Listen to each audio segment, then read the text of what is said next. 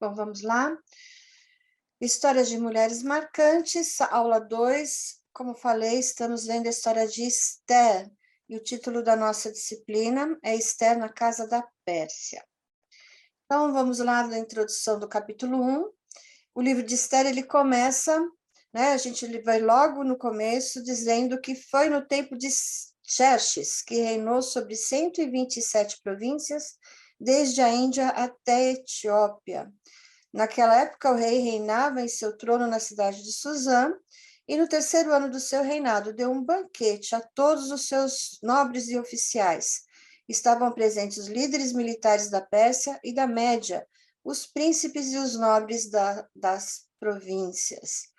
Então, o livro de Esther já começa assim, né, com um grande banquete, mostrando o luxo e a glória de um grande rei de um grande império, o da Medo-Pérsia, e que a própria palavra aí nos dá essa informação de que era composto por 127 províncias, que ia desde a Índia, ali no Oriente, até a Etiópia, na África. Então, a gente vai ver o mapa daqui a pouco, a gente vai ver como esse império ele é realmente imenso. O Império Medo-Persa é o mesmo império babilônico, foi a Pérsia que derrotou a Babilônia, que foi aquele império dirigido por Nabucodonosor, que levou Judá para o exílio de 70 anos lá na Babilônia, e foi aquilo que foi profetizado por Jeremias. Então, se você ainda não conhece essa história, quero aconselhar você a ler pelo menos o capítulo 25 de Jeremias, que é onde mostra essa profecia de que Israel ia ser levado por um inimigo muito poderoso, e que iria ficar exilado por 70 anos na Babilônia. Quando a gente lê 180 dias, quando a gente fala em dias, né, a gente até pode, às vezes, passar desapercebido o tempo que foi esses 180 dias, né? 6 meses de festa, de uma grande festa. E quando a gente vai para a história mesmo, né, a disciplina acadêmica, a gente vai vai conhecer que essa história, que essa festa não era uma festa por conta de um aniversário, ou por conta de uma comemoração civil, nacional, alguma coisa desse tipo. Mas essa festa era uma festa política e de estratégia de guerra, estratégia militar.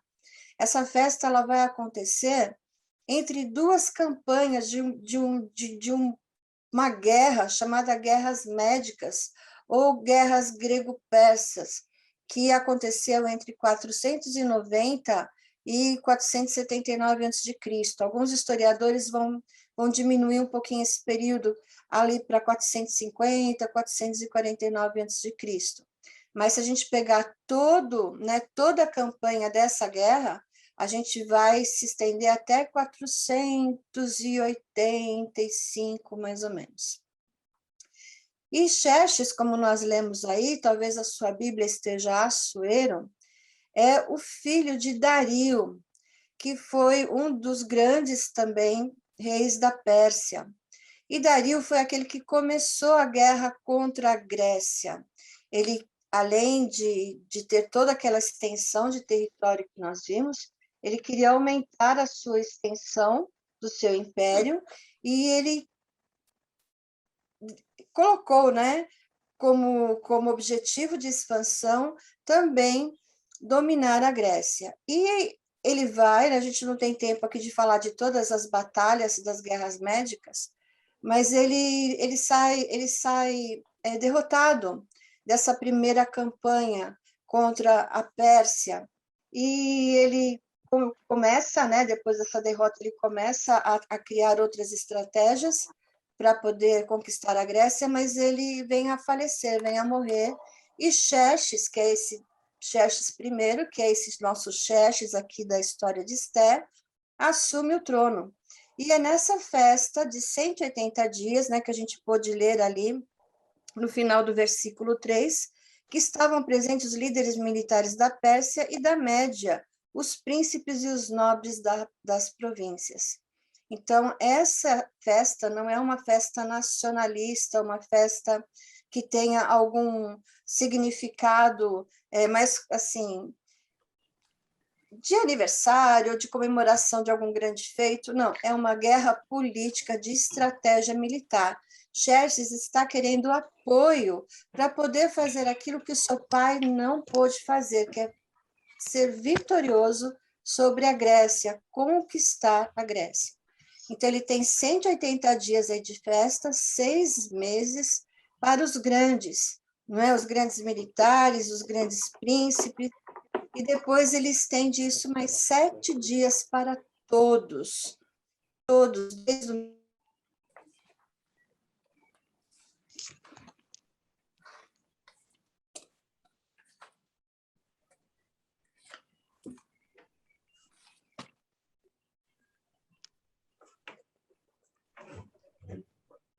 o trono dele estava na cidade de Suzã, significa que toda a máquina administrativa estava reunida nessa cidade.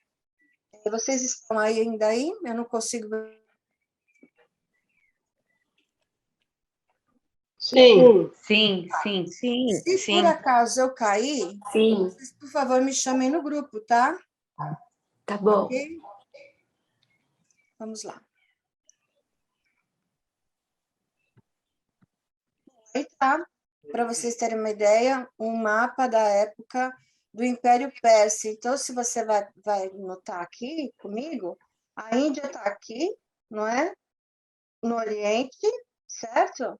Aqui toda a parte oriental, Oriente Médio, né? Aqui Jerusalém, Damasco, Mar Mediterrâneo, olha aqui em cima, Ásia Menor, e aqui embaixo, África, Egito, Etiópia. Então, olha toda a extensão desse Império Persa.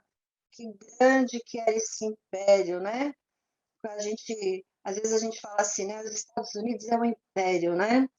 É um império político, mas ele está ali concentrado num determinado local, né, do mapa geográfico do globo. Mas o Império Persa, além de ser um império político, era também um império territorial. Olha só que grande que era esse império. E aqui a gente tem um pouco aí só de um gráfico das guerras médicas ou guerras grego-persas. Então, para você, se você tiver curiosidade de saber um pouquinho sobre essas guerras, você pode pesquisar por Batalha das Termópilas, Batalha de Salamina, de Plateia, Maratona, você digita lá no professor Google e ele vai te dar todas as informações a respeito dessa batalha. Ou então, se você quiser conhecer um pouquinho dessas guerras, um pouco mais romantizada, você pode assistir o filme 300, que conta um pouco dessa guerra entre Grécia e Pérsia. E a gente vai ver lá como foi uma guerra, né? A gente pode ter uma noção de como essas guerras eram naquela época. O filme 300 é bem interessante. Se vocês tiverem a curiosidade aí, quiserem conhecer um pouquinho mais, tá só também, né, digitar ali, procurar que vocês acham rapidinho na internet. Então, gente, olha, veja só, né, um grande império, não é? Então, nós esperamos, né, e quando nós lemos o livro de Ruth, nós temos essa impressão, né, que é um grande império político, geográfico, e também tem um rei que é muito poderoso e muito generoso. Isso que é a primeira ideia que a gente vê aí nesse primeiro capítulo, porque a gente vê que é um quê? Um rei que está oferecendo uma festa de 6 meses, afinal de contas, são 6 meses, não é? De que o rei, que esse generoso rei Xerxes está apresentando aquelas pessoas todo o luxo e esplendor do seu reino, do seu império, né? Está ali mostrando para aquelas pessoas toda a opulência e toda a riqueza que existe no seu reino, porque o texto diz que todas aquelas pessoas tomavam vinho nas taças, não é? E taças todas elas diferentes e todas de ouro. Então, você imagina uma festa de 180 pessoas, 180 pessoas, não, desculpa, 180 dias, para todos os grandes, né? A quantidade de comida, também o texto não fala, mas vocês podem imaginar o tamanho, né? E a quantidade de comida que teve nessa festa, a quantidade de pessoas envolvidas para que essa festa acontecesse. Mas o texto ele vai dar assim uma pitadinha a mais de importância para a generosidade desse rei, porque diz que o rei, né, decretou, deu uma ordem ali que todos teriam que ser servidos com vinho real de forma abundante e todos poderiam beber o quanto quisesse, o quanto quisesse.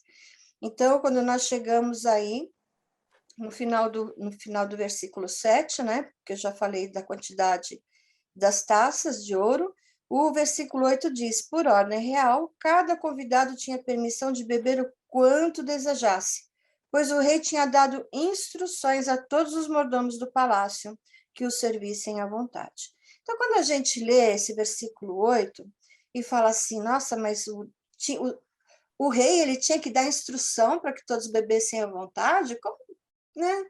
Você passa até desapercebido essa informação. Mas o protocolo nessas cortes, nas cortes desses impérios antigos, o protocolo, a etiqueta, vamos dizer assim, era que nessas festas os convidados só podiam beber quando o rei bebia. Então, quando o rei levantava a taça para beber, os seus conservos ali, eles tinham essa permissão também para beber. Ou então, se fosse uma festa mais restrita à corte, aos príncipes ali da corte, esse vinho ele tinha uma quantidade reduzida, controlada pelos serviçais, porque não era permitido alguém ficar o quê? Embriagado na presença real. Era proibido ficar embriagado na presença real. Então, ou se bebia quando o rei bebia, ou então essa quantidade de vinho era reduzida, era controlada para não haver excessos de bebida na presença do rei. Quando nós estamos falando dessas festas, porque essa festa era uma festa oficial, não era aquelas festas, né, que eram feitas extraoficialmente e que a nobreza, né, a realeza se embriagava e havia todos aqueles excessos, né, inclusive excessos imorais. Nós estamos falando de uma festa que é uma festa oficial do Reino da Pérsia, do Império da Pérsia. Então, é por isso que o texto deixa bem claro aí que o rei tinha dado o quê? Ordem, tinha dado instruções para que os mordomos do palácio servissem à vontade, não havia nenhum tipo de restrição. A pessoa queria beber, ótimo, bebia-se. Não queria beber também, sem problema, porque também tinha essa questão, né? Se o rei bebia e o convidado não bebia, é porque talvez ele estivesse ali confrontando o rei, enfrentando o rei, então era bom que bebesse. Então a gente entende aí que Xerxes ele está mostrando a sua grande generosidade, porque ele abriu as portas do seu reino, abriu as portas do seu palácio e está apresentando toda a sua riqueza, mas ele não está só mostrando, ele também está compartilhando esse luxo e essa provisão do seu império, inclusive para depois nos 7 dias, né? Depois dos 180 dias, mais 7 dias, onde ele abre também para o povo, porque, afinal de contas, ele também precisa do apoio do povo daquela cidade, ele precisa que o povo entenda que ele precisa, a partir desse momento que acabou essa festa, juntar recursos, juntar todo o apoio que ele precisa para ir para a campanha contra a Grécia e ser vitorioso, ao contrário do que seu pai não foi. Mas quando chega no término dos 7 dias, né? Eu estou correndo com o texto porque eu creio que vocês leram o texto em casa, tá bom, queridas? Mas qualquer dúvida aqui, vocês vão me parando.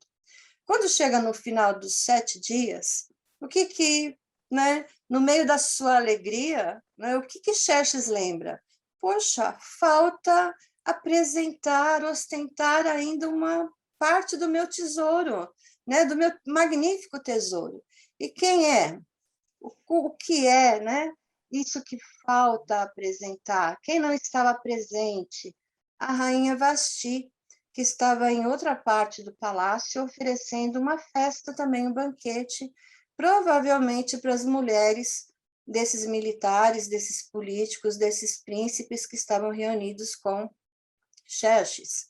Diz o texto, né, que ela estava reunida em outro local, também dando um banquete. Então, Xerxes manda seus eunucos ali buscarem Vasti, para que ela venha vestida com a sua coroa, porque ele quer mostrar a beleza dela. Ela realmente era uma mulher belíssima, e Xerxes quer mostrá-la. Só que, né, a gente já depara aí com o primeiro tropeço desse rei Xerxes, porque ele é tão poderoso, mas o poder dele é limitado, porque ele não consegue controlar nem o coração da sua esposa. A sua esposa se nega a vir na presença dele. E a gente vai falar um pouquinho mais sobre isso lá na frente. Isso é lógico que causa um grande problema para Xerxes, uma grande dor de cabeça, porque ele está sendo o quê? Contrariado na presença dos nobres, né, e de toda a população de Suzã, e ele chama seu conselheiro de especialistas, sábios, jurídicos, não é? E quer saber o que se faz num caso desse. O que faz? O que a gente faz? O que você faria, né? Se você fosse aí um rei e você pede para sua esposa, a rainha, vir à presença e ela não vem, principalmente numa cultura, num tempo, numa época como o Império Persa. E Memucã, né, um dos seus conselheiros, ele está indignado e ele está muito amedrontado, porque ele tem medo que as mulheres do império saibam o que Vasti fez e essas mulheres entrem em revolta contra os seus maridos, onde já se viu a esposa do rei, a rainha, desobedece o rei desse jeito, então é como se estivesse dando carta branca para todas as mulheres fazerem uma revolta, um levante contra os seus maridos do reino. Então, cria-se uma lei irrevogável, onde todo homem deve ser o senhor da sua casa. Vasti é deposta e banida para o harém. Ela é deposta e banida da presença do rei, mas ela é mantida no harém. A gente vai estudar isso a partir do capítulo 2, como era essa questão de ser participante, integrante do harém do rei. Charles Ryle, no comentário a respeito desse versículo, na Bíblia de Estudo Anotada, ele abre um parênteses quando ele está comentando esse versículo dessa lei irrevogável, ele abre um parênteses exatamente falando isso. Quem iria fiscalizar essa lei, né? E se a gente começa a fazer perguntas para o texto, a gente começa a achar que realmente, que lei é essa? Onde todo homem deve ser o senhor da sua casa. Precisa ter uma lei para o homem saber que tem que ser o senhor da sua casa? Que a esposa deve ser submissa ao seu marido? E, afinal de contas, quem vai fiscalizar essa lei? Quem é que vai estar dentro da casa de cada um deles lá, de cada família do Império Persa, que vai da Índia até a Etiópia e fiscalizar essa lei? Então, se a gente prestar um pouquinho atenção no texto bíblico, a gente vai começar a perceber que o texto bíblico está sendo irônico em relação ao que está acontecendo aí no primeiro capítulo de Esther.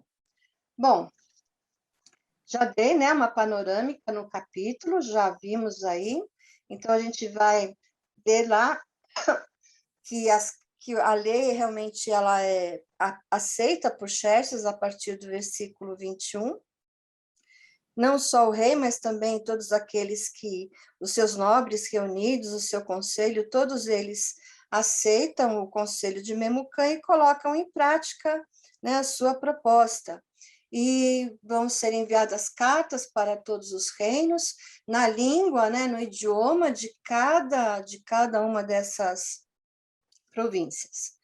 E aí que a gente entra, né, nessa questão aí de que nem tudo é o que parece. Nem tudo é o que parece.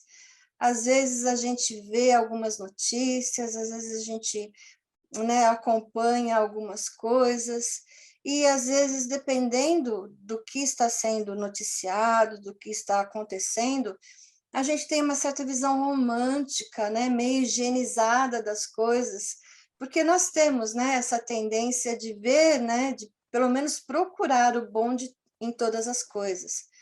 E a história de Esther, durante muitos anos, dentro da teologia e dentro de algumas, como eu posso dizer, de algumas interpretações, principalmente aquelas voltadas para as escolas bíblicas de férias, as EBFs, né, que nós ministramos para os nossos pequenininhos, a história de Esther foi uma dessas histórias que foram higienizadas para que essa coisa assim meia feia que está por trás dessa história não passasse, né? E passasse só aquela mensagem de que Deus está agindo por todas as coisas. E é uma ótima mensagem, é realmente a mensagem de Esther, o tema de Esther, a providência divina, mas a gente também precisa conhecer como é que Deus trabalhou e como Deus trabalha nas nossas vidas, mesmo quando as nossas histórias elas não são tão bem higienizadas assim,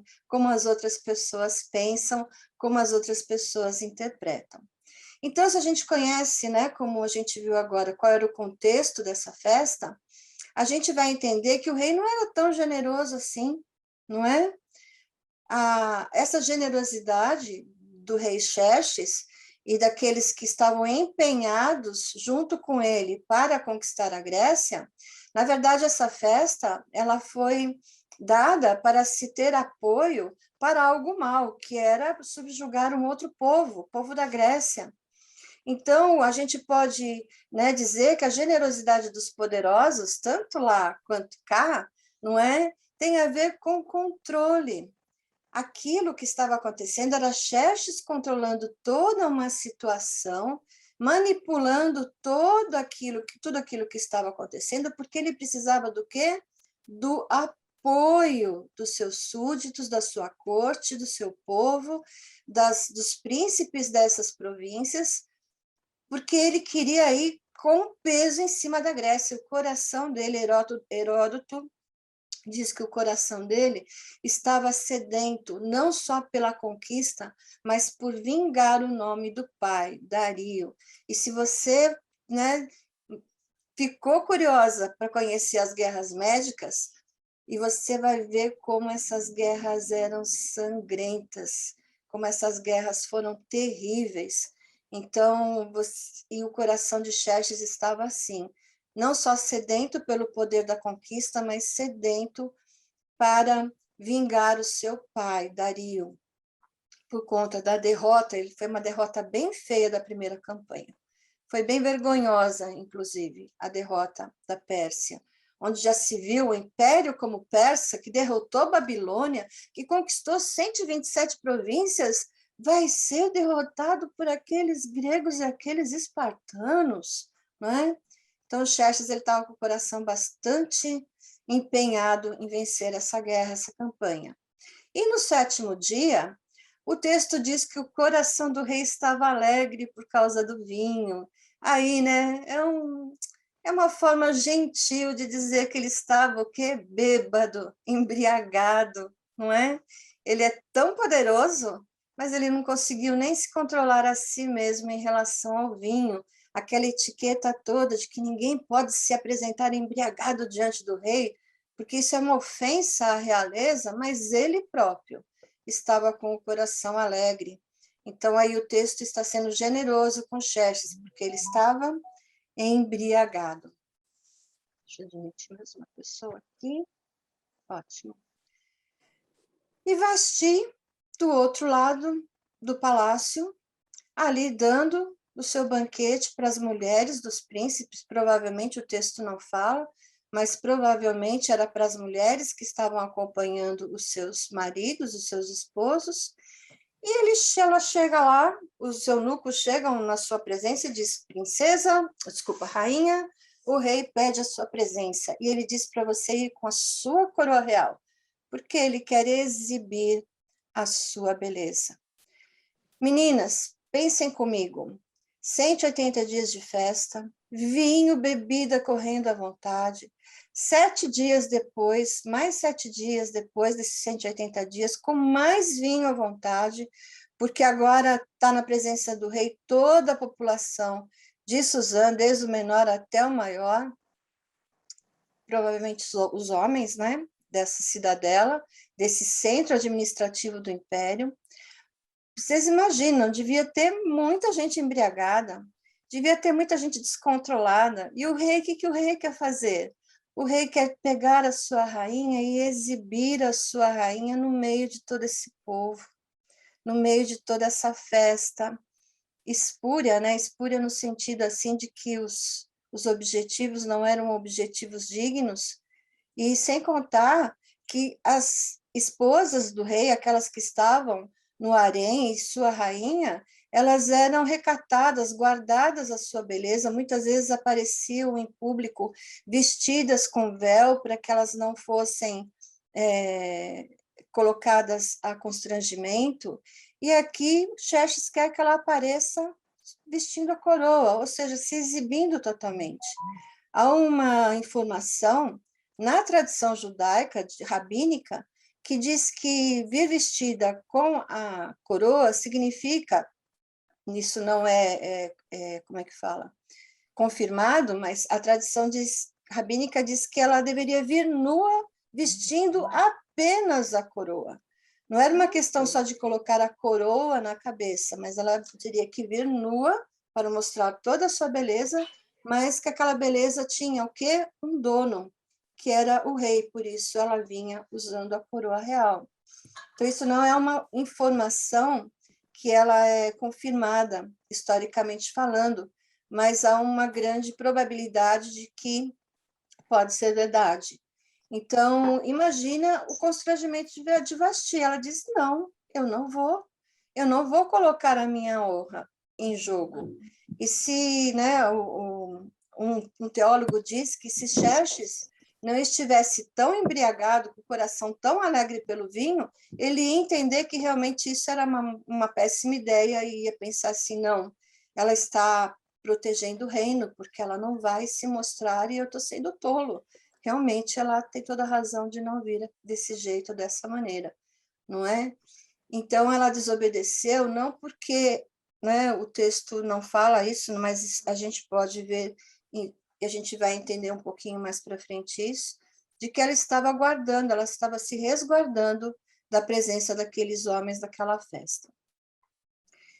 E depois disso, né, depois dessa desobediência, a criação dessa lei, que lei mais sem sentido, se a gente for, né, prestar atenção no texto, que lei sem sentido. Como é que pode precisar haver uma lei para que todo homem do reino, do império obedeça, desculpa, para que todo homem do império seja senhor da sua casa? Será que a notícia de que Vasti desobedeceu o rei daria realmente, de verdade, carta branca para todas as mulheres da corte desobedecerem os seus maridos e haver um motim das esposas contra os seus maridos, a ponto dos maridos não conseguirem controlá-las? Não é? Uma lei sem sentido. E o duro dessa lei, porque era uma lei irrevogável, ou seja, não havia absolutamente ninguém que pudesse contrariar essa lei ou chegar para o rei e falar, rei, criamos uma lei diferente. Não, criamos uma lei diferente, não, queremos alterar essa lei porque nós não concordamos com ela. Era irrevogável. Era assim no reino da Pérsia. O rei decidia, lei era feita e pronto, acabou. Ninguém revogava, ninguém podia revogar essa lei. E olha só, né? Todo o trabalho que vai envolver a execução dessa lei. Primeiro, a produção do texto, deveria ser feito um texto de uma forma, né, que ela não podia ser irrevogável, esse texto ele tinha que ser muito bem escrito, para que ele tivesse realmente essa ênfase da obediência.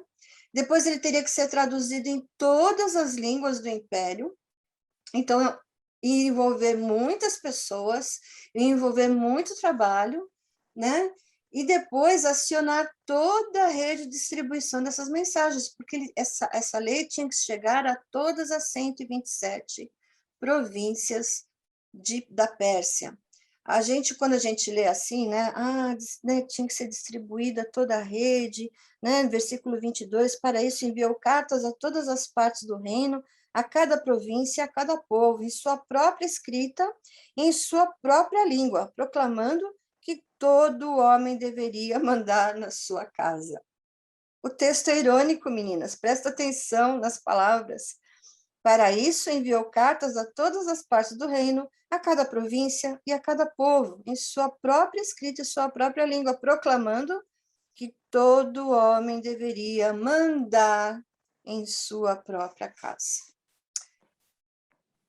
Então, quando a gente olha para esse capítulo 1 de Esther, e que às vezes a nossa mente, de tudo aquilo que a gente já ouviu a respeito, muitas vezes de algumas pregações, onde a interpretação não era histórica, gramática histórica, a gente vê essa história um pouquinho higienizada, e a gente fica maravilhado com essa festa, 180 dias, que rei generoso, vinho à vontade, alegria, o coração do rei estava alegre, e quando a gente olha para Vasti, a primeira coisa que a gente, nossa, que mulher desobediente, ela não era, como é que fala?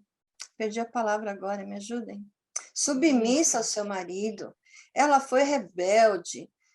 Nós não estamos dizendo que ela não tenha sido rebelde, porque ela se rebelou mesmo contra a ordem do rei.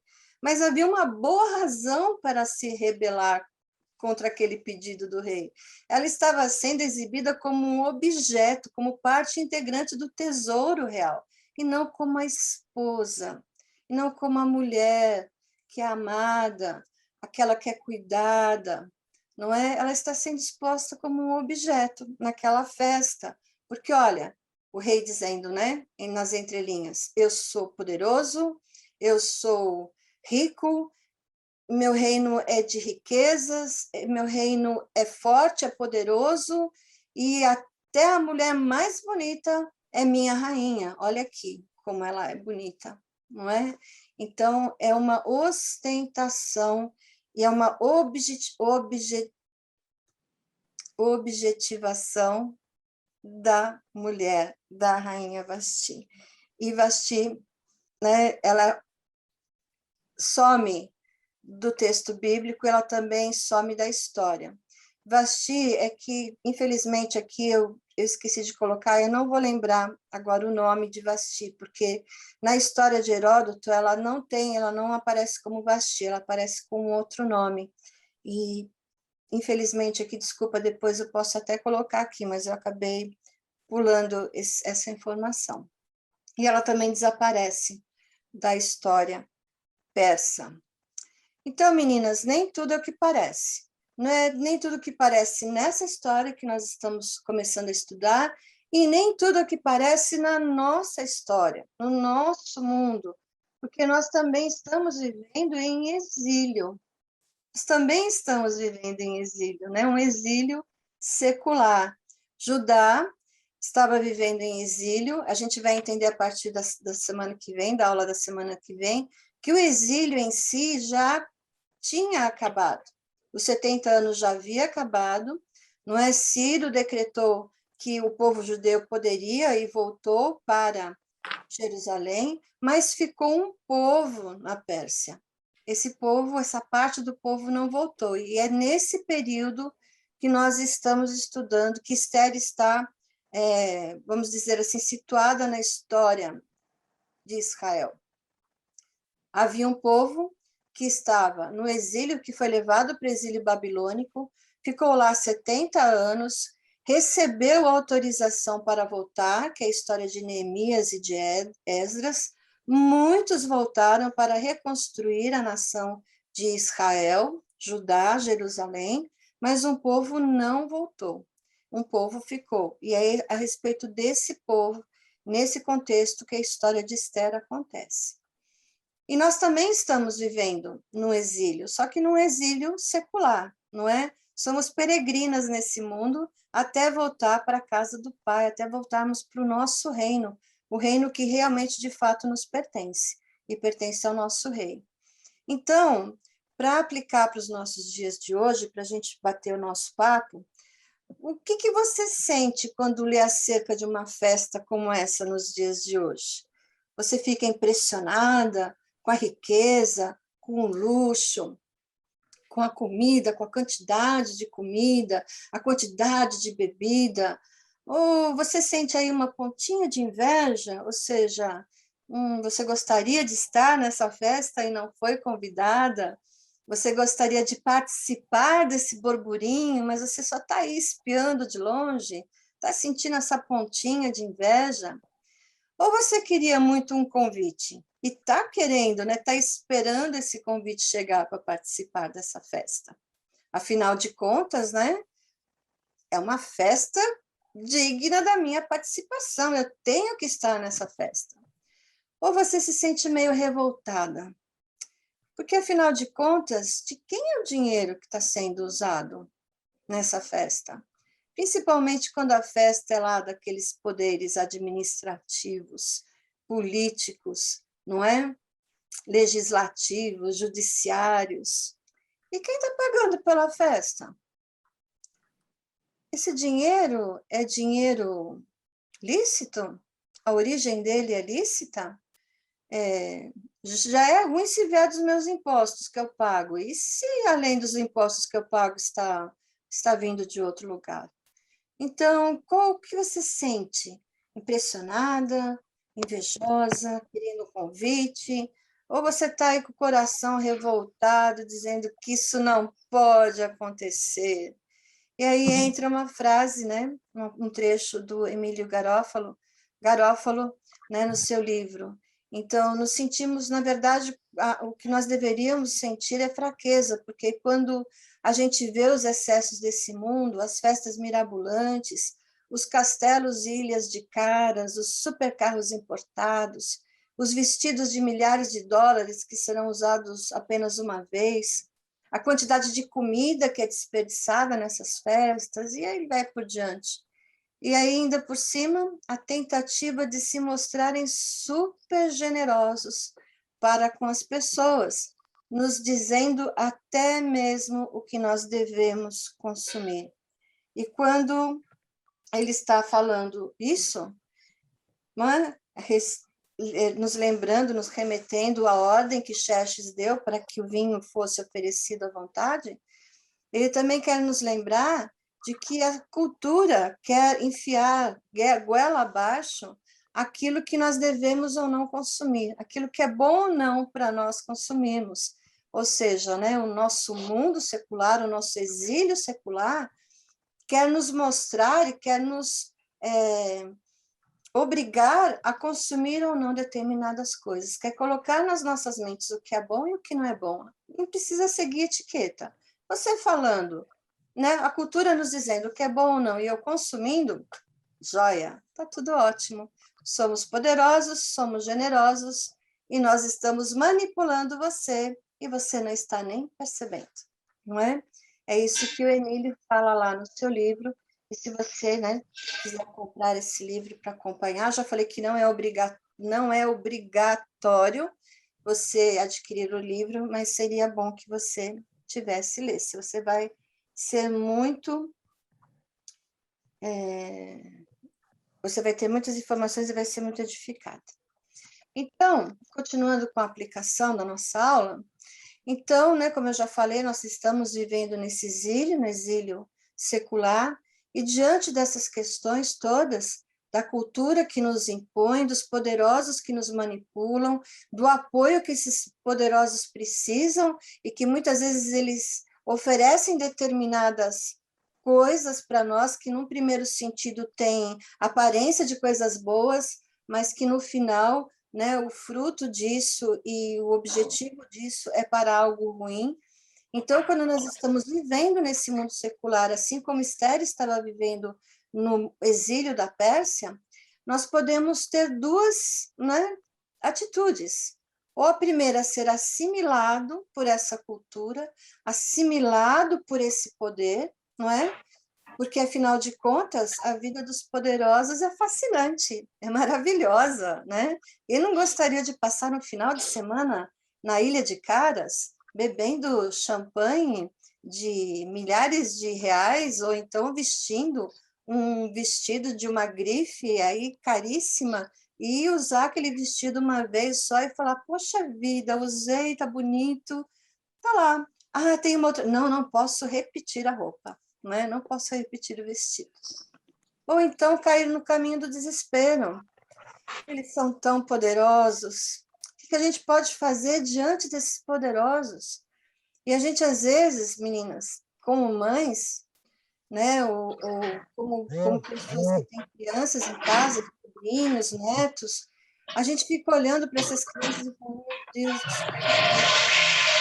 Alguém precisa fechar o microfone, por favor, fechar o áudio. Não é? E a gente fica assim, desesperado às vezes olhando para essas crianças. Meu Deus, o que vai ser do futuro dessas crianças? Querida, você que está na cozinha, fecha o áudio, por favor.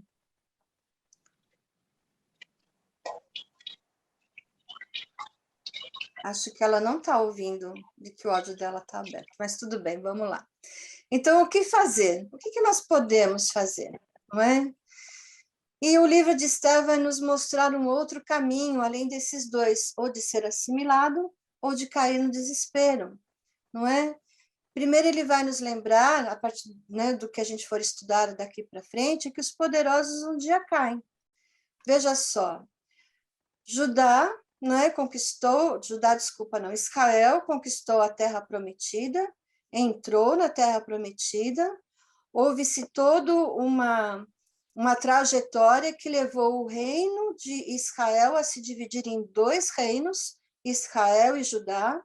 Israel, né, teve reis que cometeram atos terríveis contra Deus e contra a nação, foi se deteriorando até que chegou num ponto que também foi para um exílio, mas um exílio que fez com que esse reino de Israel fosse diluído, né, fosse extinto. Judá permanece, mas também vai para o exílio, debaixo das mãos de Nabucodonosor, do Império Babilônico. O Império Babilônico ele é derrotado pelo Medo-Pérsia. Logo depois vem a Grécia, né? Também derruba. Depois vem o Império Romano. Então, queridas, os impérios eles se levantam, mas um dia eles caem, né? Seja qual for o império, a história mostra isso, não é? Depois eles vão se apresentando de uma outra forma, com outro formato, mas todos eles têm os seus tendões de Aquiles. E um dia esses poderosos caem. Então, quando nós estamos vivendo no exílio secular, onde nós estamos vendo todas essas coisas acontecendo ao nosso redor, essa opulência, essa manipulação, esse controle dos poderosos, é importantíssimo lembrar disso, que esses impérios um dia vão cair, não é? Que as grandes festas deste mundo, e por que a gente precisa lembrar? Porque as grandes festas desse mundo vão chamar a nossa atenção e a gente vai ter os nossos desejos, né? Querer ter os nossos desejos prontamente atendidos. Porque o mundo, né, o exílio secular nos aponta todas essas coisas maravilhosas que o império, né, exibe para nós. A gente tem isso no nosso homem interior, não é? Mas Esther, o livro de Esther, a história de Esther nos adverte, olha bem, porque tudo isso aí é falso. Tudo isso aí não leva alegria ao meu coração. Então, quando nós estamos diante dessas histórias de 180 dias, desse controle, dessa opulência, dessa manipulação dos poderosos, nós precisamos lembrar que há um rei bom, um rei manso, e que, contrário dos reis desse mundo, esse rei é pelos seus. O nome dele é Jesus Cristo, deixou seu alto e sublime trono no céu, se tornou gente, carne e osso, como nós, para viver nesse mundo secular. Para que eu e você tivéssemos o quê? participação num reino diferente, num reino que é um reino cheio de luz e maravilhoso. Então, mesmo nós vivendo nesse mundo secular, nesse exílio secular, a gente vai falar muito nesse termo, exílio secular, na verdade, nós estamos vivendo no mundo que é dele. Esse mundo é dele. Ele é o reino desse mundo, não é? E ele vai atuar de uma forma espetacular no livro de Esther. Esse mundo é de Deus, ele está nos bastidores, ele vai nos mostrar que, mesmo vivendo no mundo secular, nós temos a possibilidade de resistir aos poderosos desse mundo. Próxima aula, leitura do capítulo 2 do livro de Esther, tendo em mente as seguintes perguntas. O que mais chamou a sua atenção na leitura do capítulo 2? O que você pensa a respeito de Esther? O que você conhece de Esther? E quais os conceitos que você tem sobre ela? Ou, né, quais são os novos conceitos que você pode adquirir a partir da leitura do capítulo 2? Ok, crianças, meninas, lindas?